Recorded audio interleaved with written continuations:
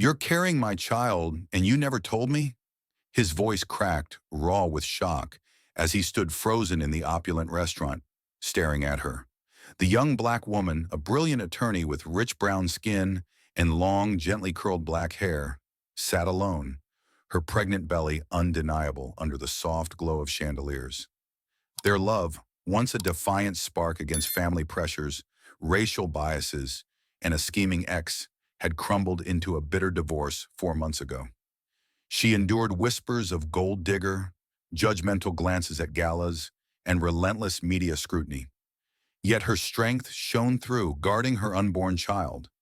Could love mend what betrayal broke? Subscribe to catch our latest stories and share where you're watching from. Will he earn her trust again? Stick around. This tale of redemption and family might surprise you. The restaurant was a glittering cage of crystal chandeliers and hushed conversations, where the elite of the city sipped vintage wine and traded secrets. She sat alone at a corner table, her rich brown skin glowing under the soft light, her long black hair falling in gentle curls over her shoulders. Her dress, elegant yet simple, couldn't hide the curve of her pregnant belly, 5, maybe 6 months along. Across the room he stood frozen, his tailored suit suddenly feeling like armor, too heavy to bear. 4 months after their divorce, the sight of her hit him like a tidal wave. His ex-wife, the brilliant black attorney who had once been his world, was carrying his child, and she hadn't told him. Their love had begun like a wildfire, fierce and unstoppable. She was a rising star at a pro bono law firm, her sharp mind and unshakable resolve winning cases for those the system overlooked. He was the heir to a corporate empire, charming and restless, drawn to her fire at a charity gala where their hands brushed over a shared glass of champagne. Their first conversation lasted hours, spilling into the early morning, filled with laughter and dreams of a life unbound by the rules of their worlds. But the world had other plans. His mother, a formidable woman with a voice like polished steel, saw their relationship as a stain on the family legacy. "She doesn't belong," she'd said at a tense family dinner, her eyes cutting to the young attorney as if she were an intruder. The room had gone silent, forks paused midair, while her cheeks burned with quiet dignity. She'd squeezed his hand under the table, her strength anchoring them both. But the whispers followed her everywhere. Caterers at galas who served her last. Society matrons who raised eyebrows when she entered a room arm in arm with him. "She's only after his money?" a woman muttered at a fundraiser, loud enough for her to hear. She lifted her chin, her smile a shield, but each slight carved a wound. Against all odds, they married in a quiet ceremony, just them and a handful of loyal friends, on a windswept cliffside. She wore a simple white dress, her hair cascading like a midnight wave, and he swore he'd never seen anything more beautiful. They danced under the stars, promising to face the world together. But promises are fragile things. The conspiracy began subtly, like a poison seeping into their lives. His ex-girlfriend, a cunning blonde with a smile that hid venom, reappeared at the edges of their world. She'd linger at corporate events, her laughter too loud, her touches on his arm too familiar. Then came the photos, grainy, manipulated images of him and her in compromising moments, slipped into his wife's inbox from an anonymous sender. Text messages, fabricated but convincing, appeared on his phone, suggesting late-night meetings he never attended. He dismissed them as pranks, too distracted by boardroom battles to see the trap closing. The final blow was a staged encounter. His mother, ever the strategist, invited him to a hotel bar to discuss the family trust. There his ex waited, her perfume heavy in the air, her words dripping with insinuation. As he stood to leave, confused and angry, his wife walked in, summoned by a perfectly timed tip. The scene was damning. His ex's hand on his, the intimate setting, the flicker of doubt in his eyes. He tried to explain, but his words stumbled. His mother's ultimatum echoed in his mind. Sign the trust agreement, secure the family legacy, or lose everything. He hesitated, and that hesitation was enough. She filed for divorce the next week. The proceedings were brutal, her pain laid bare in a sterile courtroom. His lawyers, coached by his mother, painted her as a social climber, a woman who'd seduced him for wealth. "She never fit into our world," his mother said coolly to a reporter outside the courthouse. Her words splashed across tabloids the next day. She sat through it all, her posture rigid, her eyes refusing to meet his. When the judge finalized the papers, she walked out without a word, leaving him with a hollow victory and a heart full of regret. 4 months later, the restaurant encounter shattered him. He'd been celebrating a merger, surrounded by colleagues whose laughter grated against his unease. Then he saw her, radiant and untouchable, her hand resting protectively on her belly. The math was undeniable. The child was his. The realization twisted like a knife. They'd tried for years to conceive, endured countless doctor visits and whispered hopes, only to be told it might never happen. Now, here was their miracle, and he'd been excluded from it. He crossed the room, drawn by a force he couldn't name. "You're pregnant," he said, his voice barely above a whisper, stating the obvious as he stood by her table. Her eyes, dark and unyielding, met his. "Observant as ever," she replied, her tone laced with sarcasm. "How far along?" he pressed, though the answer was already clawing at him. 6 months, she said, her hand tightening over her stomach. "Why didn't you tell me?" His voice cracked, betraying his desperation. She laughed, a short, bitter sound. "When exactly? When you were with her? Or when your lawyers called me a gold digger? Or maybe when you said our marriage was a mistake?" Her words were a mirror, reflecting every selfish choice he'd made. He'd blamed her for their struggles, resented her quiet strength when he felt weak, and sought escape in his ex's flattery. Now the media had caught wind of her pregnancy, and the headlines were merciless. "Billionaire's ex in scandal. Pregnant and after his fortune," one screamed, complete with a paparazzi shot of her leaving a grocery store, her face tired but defiant. Social media buzzed with venom, strangers calling her a hustler, a nobody who trapped him. A waiter passing their table glanced at her, his expression a mix of curiosity and judgment, as if she didn't belong in this gilded space. She noticed but said nothing, her focus on shielding her child. He wanted to beg for forgiveness, to claim his place as a father, but her gaze stopped him cold. "You made your choices," she said, her voice low but firm. "This child is mine to protect. You don't get to waltz back in because you're curious now." She stood, gathering her purse, her movements deliberate despite the weight of her pregnancy. He noticed the faint lines of exhaustion on her face, the way she steadied herself against the table. "Are you okay?" he asked, genuine concern breaking through. "We're fine," she said, cutting him off. "We don't need your pity." As she walked away, her silhouette framed by the restaurant's golden light, he felt the weight of his failures. The tabloids would keep spinning their lies, and the city's elite would keep whispering their judgments. But she was unbreakable, a woman who'd faced their cruelty and emerged stronger. He stood rooted to the spot, the clink of glasses and hum of conversation fading into static. The child was his, but she was a stranger now, and the distance between them was a chasm of his own making. Could he ever bridge it? Or had he lost her and their child forever? As she walked away, her silhouette framed by the restaurant's golden light, he felt the weight of his failures.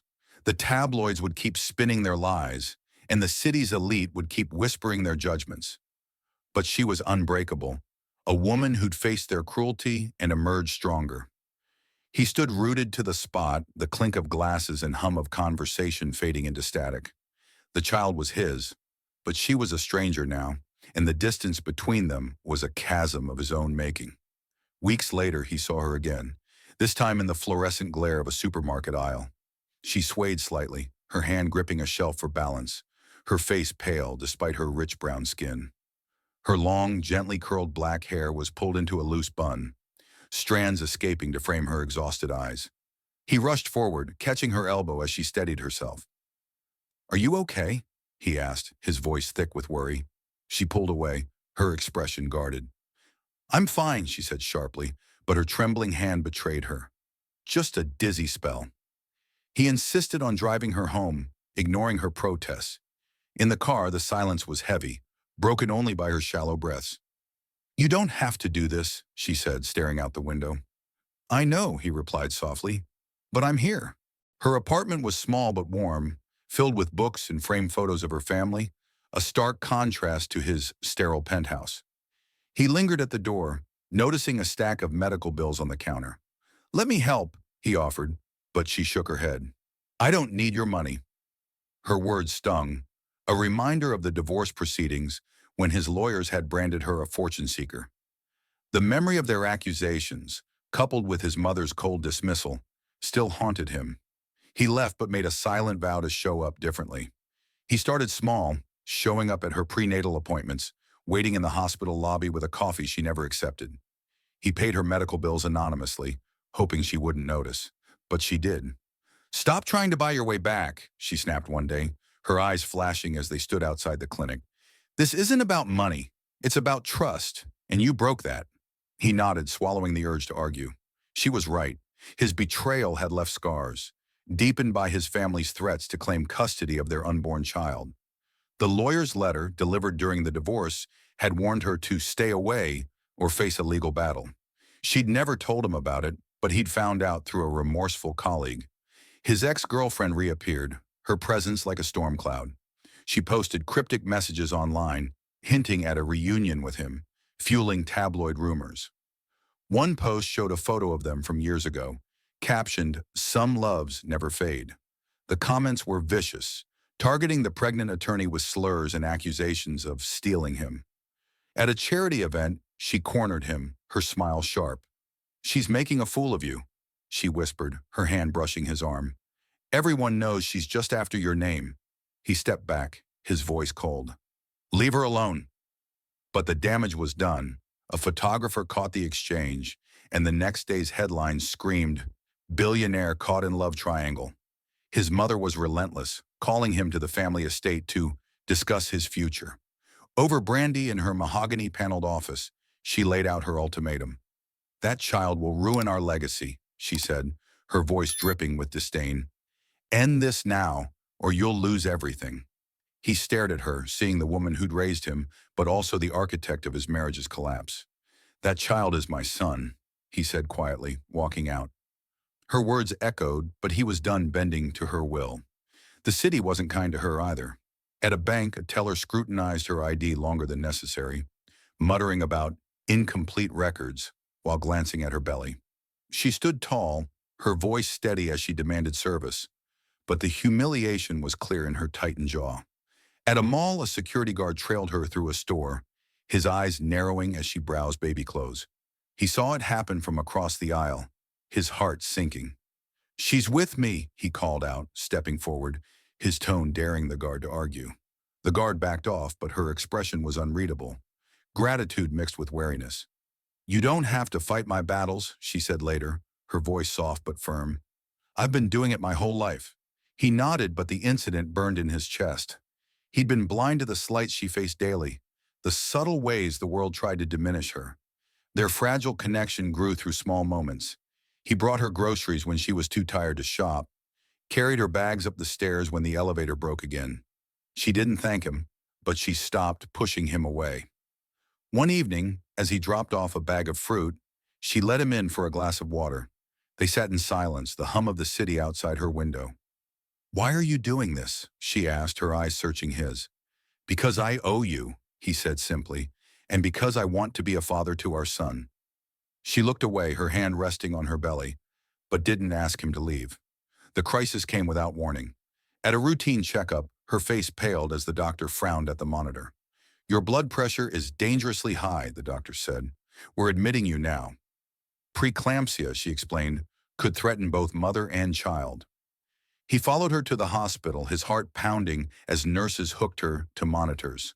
She looked small in the sterile bed, her strength overshadowed by fear.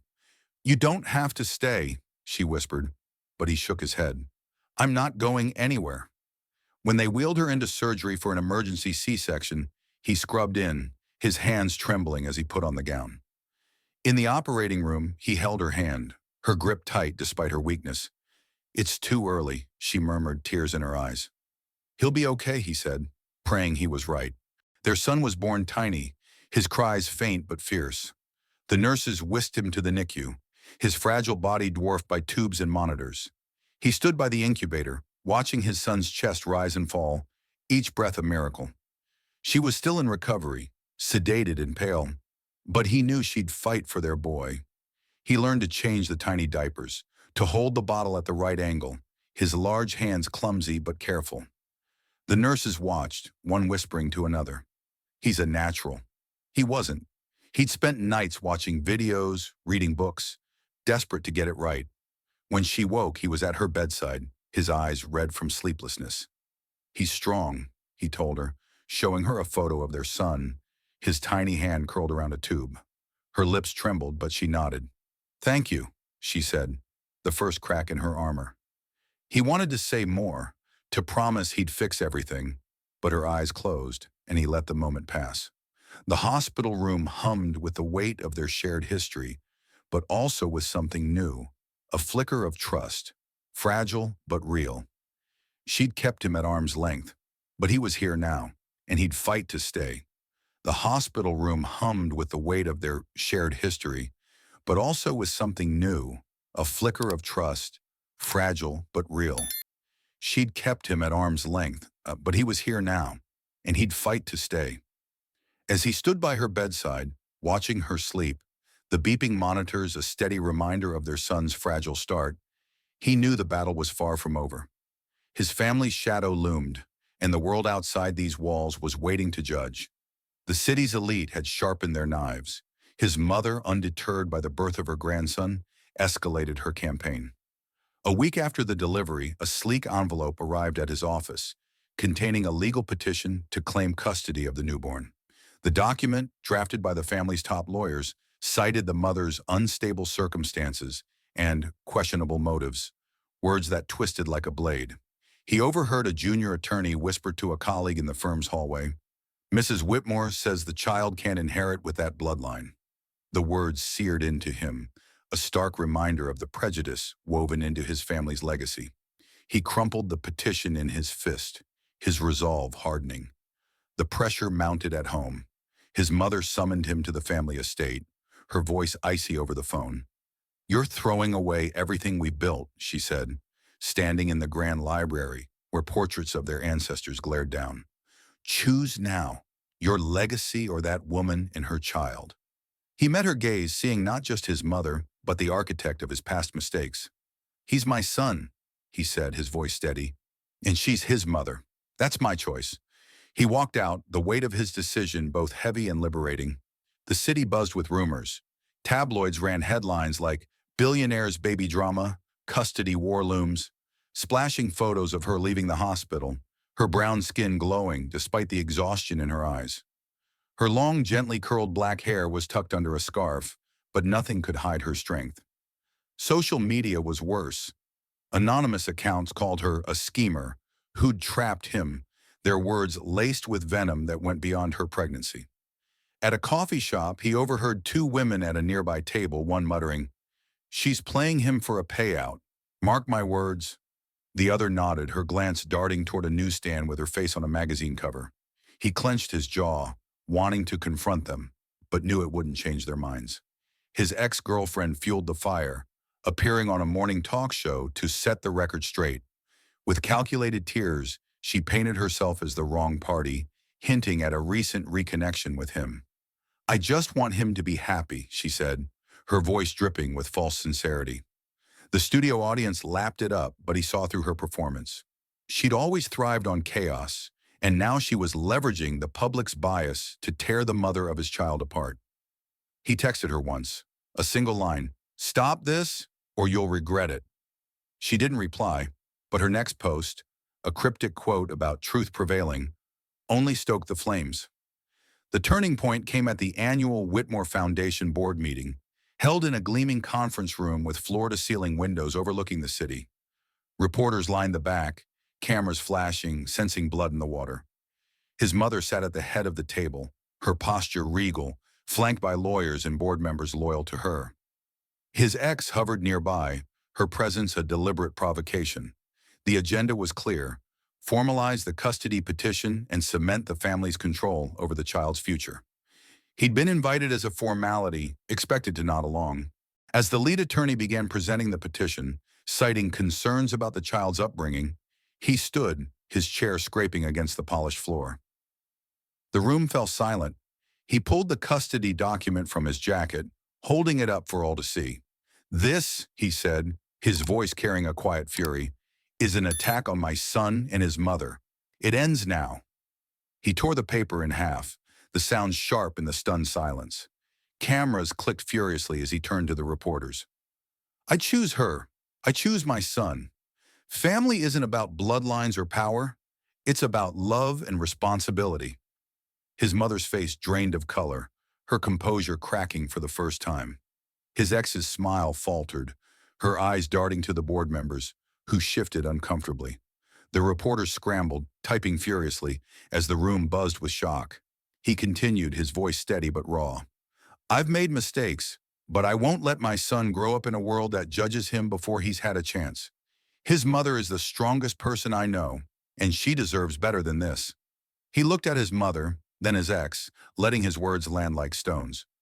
You don't get to define my family. The fallout was immediate. By evening, news outlets ran with the story. Billionaire defies family, chooses ex-wife and son. Social media erupted, with some praising his stand and others hurling insults, calling him a fool for throwing away his legacy. A prominent Black-owned blog published an op-ed titled A Mother's Strength, Defying the Odds, celebrating her resilience. The piece quoted an anonymous source close to her.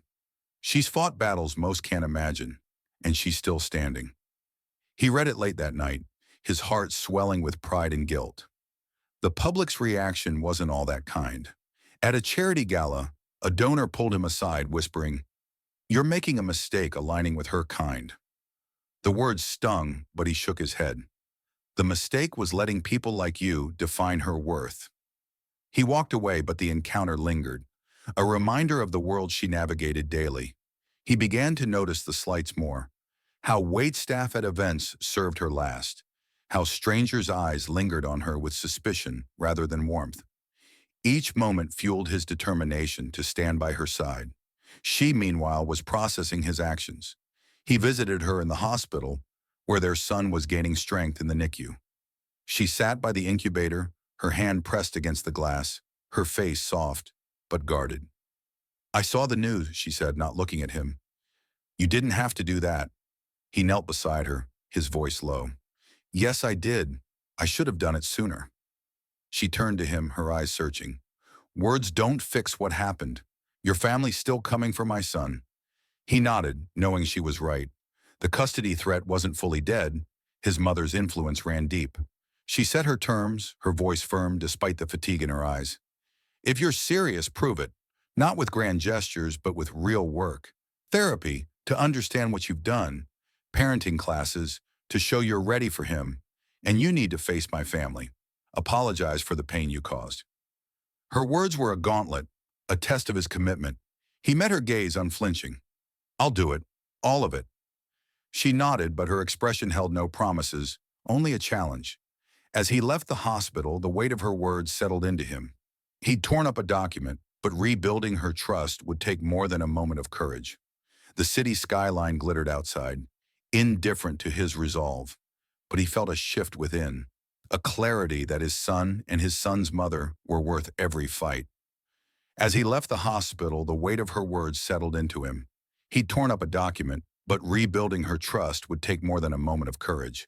The city skyline glittered outside, indifferent to his resolve, but he felt a shift within. A clarity that his son and his son's mother were worth every fight. The path ahead was daunting, but for the first time, he saw it clearly. Redemption wasn't a single act, but a daily choice. The journey began with therapy. He sat in a quiet office facing a therapist who didn't flinch from hard truths. You hurt her deeply, she said, her voice calm but firm. Not just with the betrayal, but by ignoring the world she lives in, a world that judges her before she speaks. He nodded, absorbing the weight of his privilege, the slights he'd overlooked. Sessions dug into his past, unraveling how his mother's expectations and his own insecurities had led to his failures. He learned to name the biases he'd never questioned, the ones that had let others diminish her. Each session left him raw but determined, his notebook filled with reflections he'd never dared voice before. Parenting classes came next, held in a community center where he was the odd one out among tired but eager parents. He sat in a folding chair, scribbling notes on diaper rash and feeding schedules, his tailored suit out of place among casual sweatshirts. The instructor, a no-nonsense woman, noticed his effort. "You're here every week," she said, raising an eyebrow. "Most don't stick it out." He smiled faintly, thinking of his son's tiny hands in the NICU. "I have to," he replied.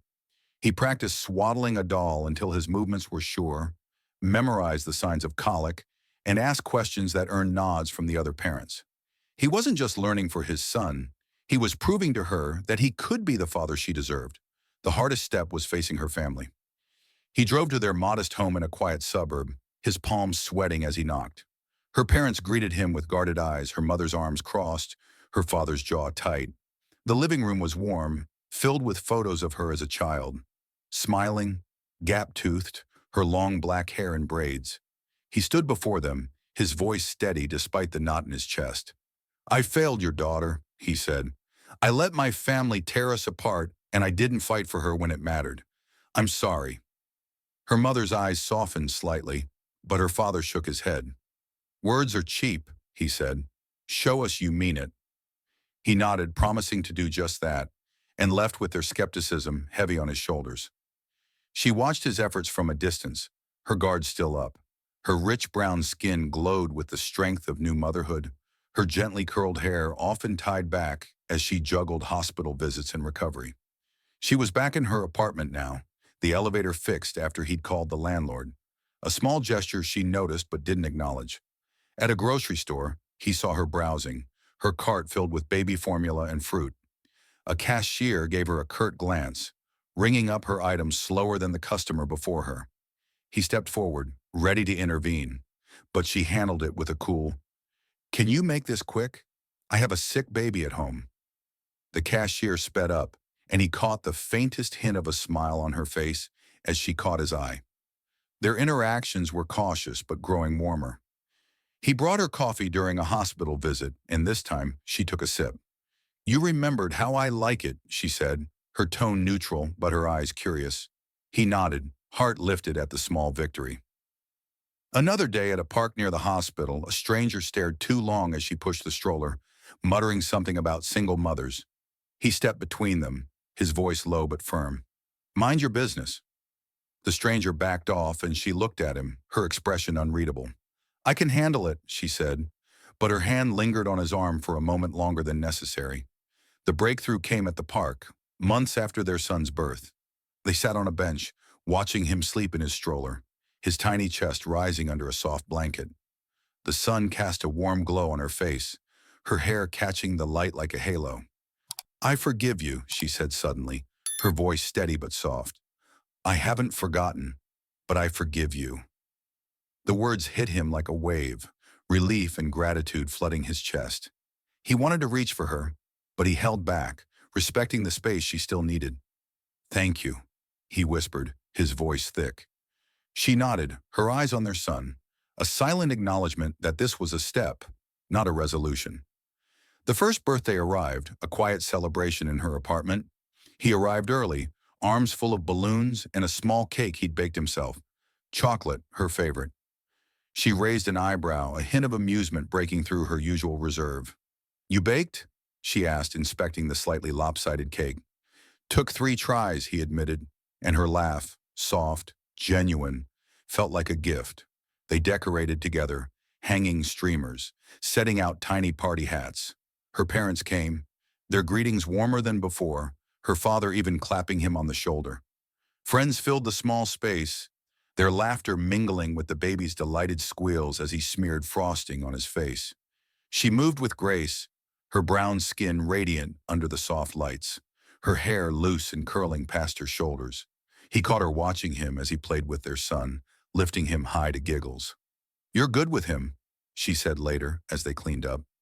It wasn't praise, just an observation, but it carried weight. They stood side by side at the sink, washing dishes in a rhythm that felt almost like before. The apartment was quiet now, their son asleep in his crib. "This was a good day," she said, drying her hands. "It was," he agreed, his heart full. They weren't reconciled, not in the way he once dreamed. She hadn't invited him back into her life beyond co-parenting, but the distance between them had softened. He saw it in the way she let him stay longer, the way her eyes lingered when he made her laugh. The city outside still judged, strangers at the park who glanced at their little family with curiosity or disdain. But those moments felt smaller now, overshadowed by the bond they were building. He helped her carry the stroller up the stairs when the elevator broke again, and she didn't protest. At a cafe, when a barista hesitated before serving her, he caught her eye, and they shared a knowing look, a silent alliance against the world's slights. As they left the party, he watched her hold their son, her face soft with love. The evening light painted her in gold, her strength undeniable. He realized then that family wasn't a destination, but a choice, made every day, in every small act of showing up. She'd forgiven him, not for his sake, but for her own peace, and that was enough for now. He stepped into the night, the weight of his past still there but lighter, carried by the hope of what they might become. What a journey we've shared through this story of love, redemption, and resilience. Did her forgiveness move you, or did his fight to prove himself spark hope? Maybe you connected with their struggle against a world quick to judge. We'd love to hear your thoughts. Drop a comment below and share what this tale meant to you, or where you're tuning in from. Your voice adds to the heartbeat of this story. Thank you for joining us, for feeling every moment of pain and triumph with these characters. Your support keeps these stories alive, and we're so grateful for every second you spend with us. Don't miss our next tale.